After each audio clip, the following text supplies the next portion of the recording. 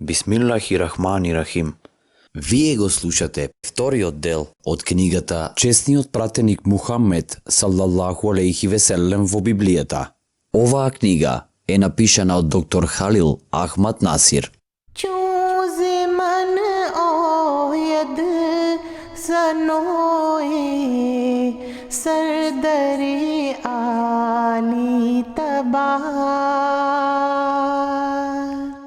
Чесниот Куран бил тој кој од самиот почеток најавувал: ова е потполна и совршена книга во која нема сомнение, патоказ за богобојазливите. Ова претскажување исто така говори дека ветениот требало да биде воздигнат не помеѓу израелците, туку од нивното братство. Мухамед салаллаху алейхи веселем бил роден во братството на израелците, исмаилќаните. Исто така, кажано е дека Бог ќе ги стави своите зборови во неговата уста. Новиот завет не содржи зборови кои Бог ги ставил во устата на Исус, Иса алейхи селам. Тие само ни ја раскажуваат неговата приказна и она што и неговите ученици го рекле или го направиле. Од друга страна, чесниот Куран вели: кажи Мухамед, јас сум само човек, како и вие, само мене ми е објавено Божја реч. Ова претскажување зборувало за зборовите кои тој ќе ги говори во мое име. Чудно е што таму нема ниту еден пример за зборовите за кои Исус, Иса алейхи селам, може би ги примил од Бога со наредба да ги пренесе понатаму. Од друга страна, чесниот Куран специфично тврди дека зборот е од Бога. Зборовите на Господарот наговестиле дека тој, ветениот, ќе биде пратеник. Исус, Иса алейхи селам, според христијанските евангелисти, не тврдел дека е пратеник. Матеј известува дека тој ги прашал своите ученици. И кога дојде Исус во земјата на Кесарија Филипова, ги праша учениците своји и рече: за кого ме мислат луѓето мене, синот човечки? Тие одговорија: едни за Јована Крстител, други за Илија, а некои за Јеремија или за еден од пророците. А он им рече: а вие за кого ме мислите? Симон Петар одговори и рече: ти си Христос, синот на живиот Бог. Според тоа, Исус, Иса алейхи селам, негирал дека бил Јован Крстител или Илија или еден од пратениците. Мухамед салаллаху алейхи веселем бил прогласен не само за пратеник, туку исто така и налик на Муса алейхи селам, кога чесниот Куран рекол: ние вам навистина ви испративме пратеник, кој е сведок ваш, онака како што и на фараонот му испративме пратеник. Накратко, 1900 години пред доаѓањето на пратеникот на Исламот, Муса алейхи селам прогласил дека неговиот собствен закон, според Божјиот план, не бил последен закон, дека светот подосна би требало да има посеопфатен закон и дека за ова Бог ќе испрати друг свој веровесник во подоснежното доба. Овој веровесник требало да ја учи сета вистина. Тој бил оној кој што требало да го обележи последниот степен во духовниот напредок на човекот. Светот морал да чека на друга книга и на друг пратеник. Ако поради тоа чесниот Куран и чесниот пратеник салаллаху алейхи веселем дошле после Библијата и после пратеникот Муса алейхи селам и Исус, Иса алейхи селам, иако тие тврдат дека дошле од Бога како упатство на луѓето, нивните тврдења треба да се третираат како праведни и вистинити. Тие мора да се земат како исполнување за прастарите претскажувања.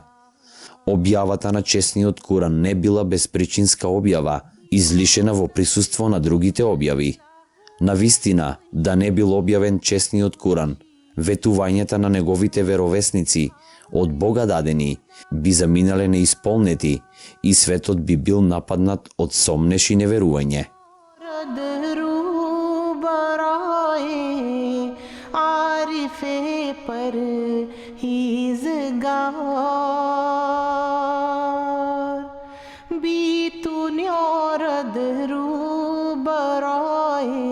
Божествена светлина од Паран. Предскажувањата во Библијата своите следбеници ги одвела во оној дел од светот, каде што требало да се појави таков голем пратеник. Така таа кажала: И тој рече: Господ дојде од Синај, ни се јави нам во Сир, се покаже од планината Фаран и пристигна со десетици илјади светии, а во десната рака со огнен закон. Во овие стихови на Муса алейхи селам му се ветени 3 манифестации на Божјата слава. Првата од овие се појавила на планината Синај во времето на Муса алейхи селам. Времето поминало. Втората манифестација, ветена во ова предскажување, требало да се случи во Сир, близу до местото каде што се случиле чудата на Исус, Иса алейхи селам. Затоа, покажувањето од Сир го означувало доаѓањето на Исус, Иса алейхи селам. Третата манифестација на Божјата слава требало да произлезе од Паран, а Паран, арапски Фаран, е името на ридот кој се наоѓа помеѓу Мека, родното место на Мухаммед салаллаху алейхи веселем, и Медина, градот во кој умрел. Според Стариот Завет, Исмаил, предокот на Мухаммед салаллаху алейхи веселем, живеел во овој дел. Така во Библијата имаме: А Бог беше со детето, и тоа порасна, и заживеа во пустината, и стана стрелец со лак. Тоа живееше во пустината Фаран. Историската и географската евиденција покажуваат дека потомците на Ибрахим живееле во Арабија. Сите тие Мека и Каба ја сметале за куќа на обожување, која со голема почит ја изградил Ибрахим. Неговиот син Исмаил алейхи селам најпрво се сместил во Мека.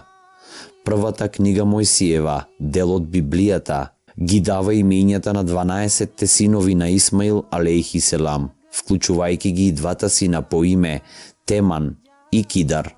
Ова понатаму е подкрепено со сведочењето на Исаија, каде читаме: Пророштво за Арабија: Во гората арабиска ноќевајте каравани дедански, жители на темјанската земја, носете вода да ги пречекате жедните, со леп пречекајте ги бегалците, зашто тие бегаат од мечот, од гол меч, од затегнат лак и од жестокоста на војната. Оти вака ми рече Господ: уште една година, еднаква на наемничка година, и сета слава на Кидар ќе исчезне, кај храбрите синови на Кидар ќе останат немногу лакови, така вели Господ, Бог Израилев. Овој предскажувачки извадок е слика од битката кај Бедр, која се случила една година по преселувањето на честниот пратеник салаллаху алейхи веселем од Мека во Медина. Во оваа битка синовите на Кидар, народот на Мека и околните територии, бидејќи не биле во состојба да им одолеат на храброста на муслиманските мечувалци и стрелци, претрпеле страшен пораз. Бог сторил мал број луѓе, слабо вооружени и без опрема, да бидат актери на понижувањето на армијата, која ја предводеле искусни генерали. Битките со жителите на Мека продолжиле, битки против огромната надмоќ, се до времето кога пратеникот Мухаммед салаллаху алейхи веселем влегол во Мека после 7 години долга борба. Ова било време кога десетици илјади светии биле во друштво со него. Честниот пратеник салаллаху алейхи веселем прогласил дека Божјата порака била испратена во форма на честниот Куран. Така предскажувањето на Муса алейхи селам било исполнето дека Господарот ќе засвети од Паран со десетици илјади светии, со живиот закон во својата десна рака. Исто така било исполнето предскажувањето на Исус, Иса алейхи селам, дека Духот на вистината ќе ве упати во сета вистина. Неговиот жив закон, честниот Куран, ги разорил сите нечистоти на грешниот човек и најтврдите срца ги преточил во чисто злато. Дали Исус, Иса алейхи селам, можел да го исполни ова прекрасно предскажување? Тој не засветлел од Паран, тој имал само 20 ученика, а не десетици илјади светии. Исаија говорил за тоа дека избегал патувањето на Мухамед салаллаху алейхи веселем е толку важен дел од муслиманската историја, што исламскиот календар започнува токму од оваа година на преселување. Земјата беше полна со неговата пофалба. Ова доаѓање исто така било предскажено од Авакум, неколку века пред Исус, Иса алейхи селам. Тука имаме: Бог дојде од Теман и светецот од гората Фаран. Величието негово ги покри небесата и славата негова ја исполни земјата. Блесокот му е како сончева светлина, а од рацете негови зрачи и тука е скривалиштето на неговата сила. Пред лицето негово врви поразија, а по стапките негови ветар што гори. Он стана и земјата се затресе, погледа и во трепет ги доведе народите. Одамнешни планини се распаднаа, првобитните ридови се урнаа, но патиштата негови се вечни. Натажени ги видов шаторите етиопски, се стресоа сениците на земјата Мадијамска. Ова повторно покажува дека третата манифестација, спомната порано, требало да ја исполни оној кој ќе се појави од земјата, Теман, и планината Фаран. Земјата ќе биде полна со неговата пофалба. Не е случајно што честниот пратеник на исламот бил наречен Мухаммед, салаллаху алейхи веселем, што дословно значи фален. Само човек со така прекрасно име, како што се и неговата личност и карактер, можат да одговорат на описот на Авакум. Непријателите на Мухамед, салаллаху алейхи веселем, претрпеле уништување, епидемија и понижување од огнената треска, спротиставувајќи му се, иако биле многу поголеми и посилни од него. Муса алейхи селам умрел додека се уште се борел со своите непријатели. Исус, Иса алейхи селам, бил ставен на крстот. Поради тоа, пратеникот кој ги гледал и водел народите, како што спомнал Авакум, не можел да биде никој друг, освен Мухаммед, салаллаху алейхи веселем. Неговите непријатели кои изгледале како вечни планини и бесконечни ридови, и сениците на земјата Мадијамска, тоест земјата на кананите, тогаш под римскиот Цезар, исто така својот спас го нашле во тоа да се стават на располагање на слугите на честниот пратеник салаллаху алейхи веселем во времето на тие наследници на Цезар. Принц на мирот. На крајот да го погледнеме Исаија. Тука наоѓаме многу извадоци за доаѓањето на пратеникот кои можат да бидат вистинити само за Мухаммед салаллаху алейхи веселем.